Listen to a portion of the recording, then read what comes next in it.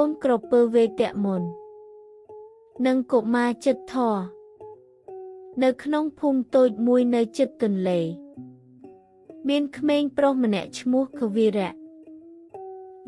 គាត់រស់នៅជាមួយម្ដាយរបស់គាត់ក្នុងផ្ទះឈើតូចមួយនៅក្បែរស្រែនិងមានដើមត្នោតខ្ពស់ជាច្រើនដុះនៅជុំវិញជីវិតរបស់គាត់ពុំសូវជាមានទ្រព្យសម្បត្តិអ្វីទេប៉ុន្តែគាត់ជាមនុស្សដែលមានចិត្តល្អនិងស្រឡាញ់ធម្មជាតិខ្លាំងណាស់រាល់ល្ងាចពេលព្រះអាទិត្យលិចវីរៈតែងតែទៅដើរលេងនៅក្បែរមាត់ទន្លេដែលនៅជិតផ្ទះគាត់ចូលចិត្តមើលទឹកហូរយឺតស្ដាប់សំឡេងខ្យល់បក់និងស្ដាប់សំឡេងសត្វកំពុងត្រៀមចូលដេកថ្ងៃមួយនៅពេលព្រះច័ន្ទរះពេញវង់និងភ្លឺស្រទន់វីរៈបានឮសំឡេងប្លែកមួយចេញពីច្រាំងទន្លេជួយខ្ញុំផងសំឡេងនោះស្រាលប៉ុន្តែពោរពេញដោយទុក្ខវេទនាវីរៈភ័យបន្តិចប៉ុន្តែដោយសារតែចិត្តល្អគាត់បានដើរទៅរកសំឡេងនោះ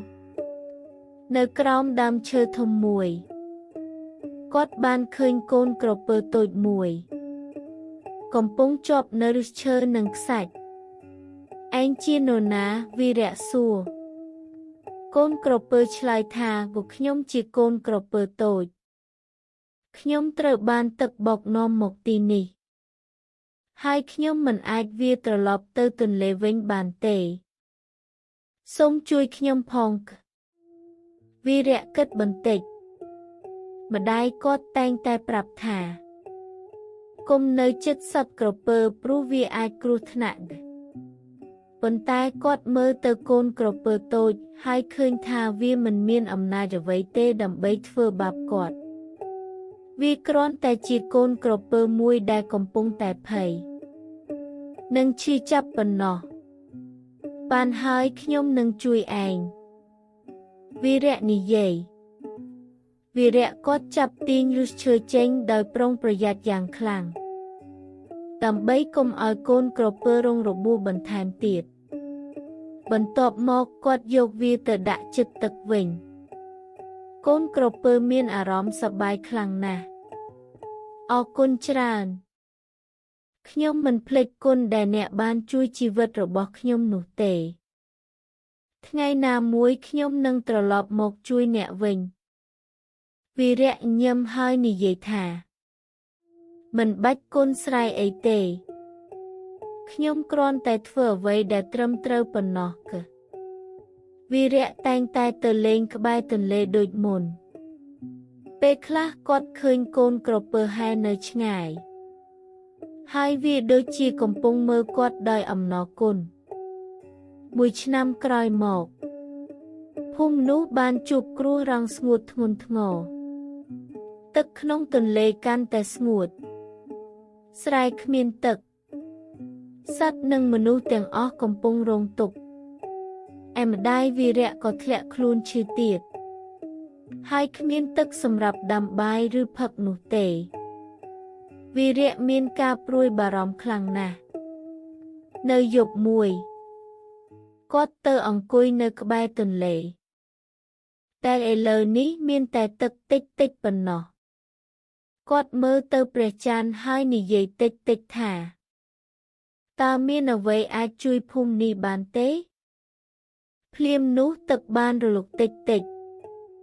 ហើយកូនក្រពើដែលគាត់ធ្លាប់បានជួយបានលេចខ្លួនឡើងមកប៉ុន្តែពេលនេះវាធំជាងមុនឆ្ងាយណាស់ហើយមានពន្លឺចម្លែកយ៉ាងចេញពីខ្លួនរបស់វាវីរៈខ្ញុំមិនភ្លេចឯងទេកូនក្រពើនិយាយវីរៈភ្ញាក់ផ្អើលណាស់ហើយលាន់មាត់ថាតើឯងអាចនិយាយបានមែនទេកូនក្រពើញឹមខ្ញុំមិនមែនជាក្រពើធម្មតាទេខ្ញុំជាវិញ្ញាណអ្នកថែរក្សាទន្លេនេះកាលគ្រាមុនខ្ញុំបានសាកល្បងជាមួយអ្នកហើយឯងបានជួយខ្ញុំដោយចិត្តស្មោះ វីរៈភ្ញាក់ផ្អើលណាស់ប៉ុន្តែក៏មានសង្ឃឹមឡើងវិញហើយបាននិយាយថាសូមអ្នកជួយភូមិយើងផងយើងគ្មានទឹកប្រើប្រាស់ទៀតទេ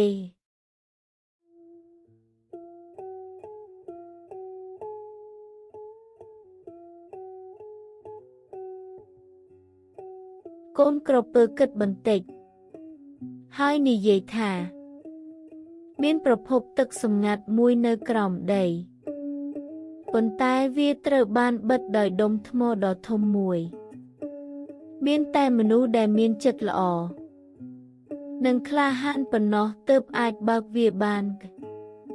ខ្ញុំនឹងព្យាយាមវីរៈនិយាយដោយមិនស្ទាក់ស្ទើរ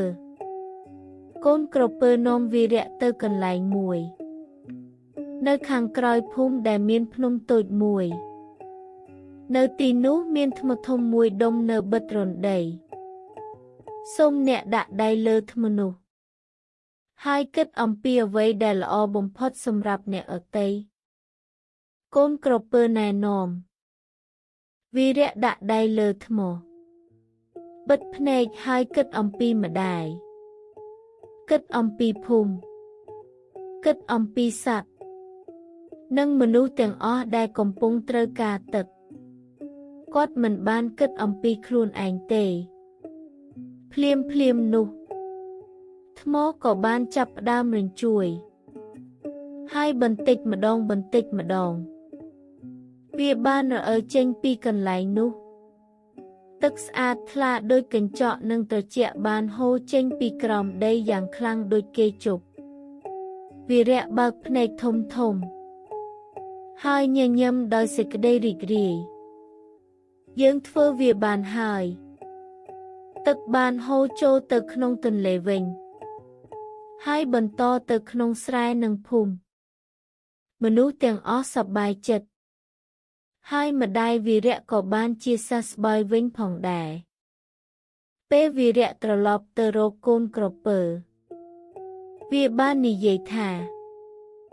ឯងបានបង្ហាញថាចិត្តល្អអាចផ្លាស់ប្ដូរពិភពលោកបាន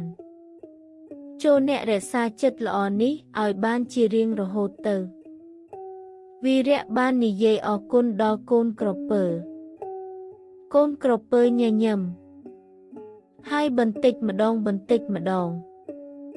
វាក៏បានរលាយចូលទៅក្នុងទឹកវិញបាត់ទៅហាក់ដូចជាពន្លឺព្រះច័ន្ទកំពុងរំលេចលើផ្ទៃទន្លេចាប់ពីថ្ងៃនោះមក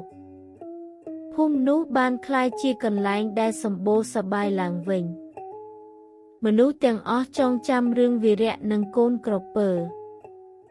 ជារឿងនិទានសម្រាប់កូនរបស់គេស្ដាប់មុនចូលគេង